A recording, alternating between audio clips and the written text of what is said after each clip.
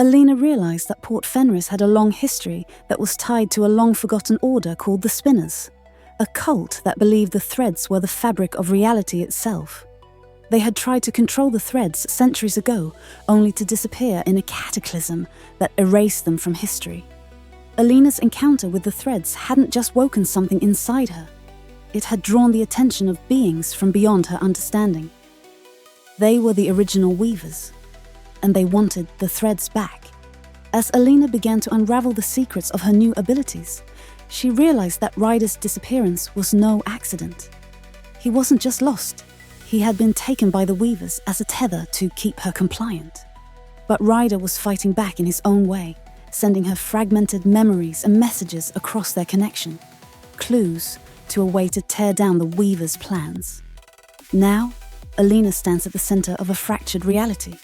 The threads in her body make her a weapon, a healer, and a curse. She is hunted by those who want to control her, haunted by a brother she must save, and burdened by powers that threaten to unravel her humanity with every use.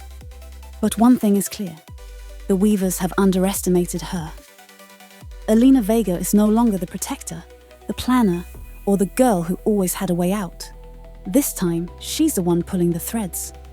The nights in Port Fenris had always been cold, but now the chill felt deeper, seeping into Alina's bones like a warning.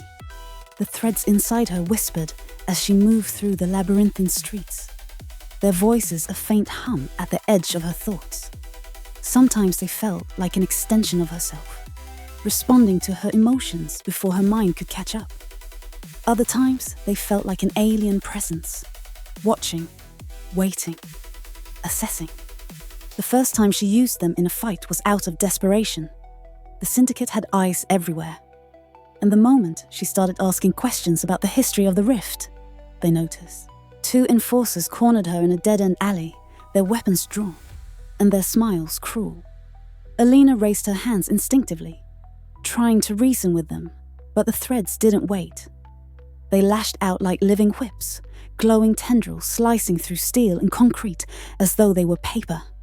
When the dust settled, the enforcers were unconscious, their weapons shattered, and Alina stood trembling, staring at the faint scars left on the alley walls.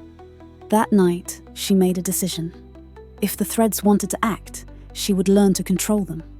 She spent days in the abandoned warehouse she called home, practicing until her hands bled and her head throbbed from exhaustion. The threads weren't just weapons. They could bend light, cloak her presence, and even stitch minor wounds closed. But the more she pushed them, the more they pushed back, whispering things she didn't want to understand. The turning point came when she found the spinner's mark, a symbol etched into the side of an ancient warehouse near the docks. It was faint, weathered by time, but unmistakable.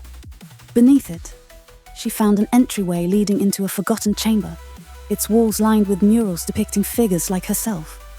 People with threads glowing in their skin, their bodies entwined with the fabric of reality. At the center of the room was a pedestal, and on it lay an object that seemed to pulse in time with her own heartbeat.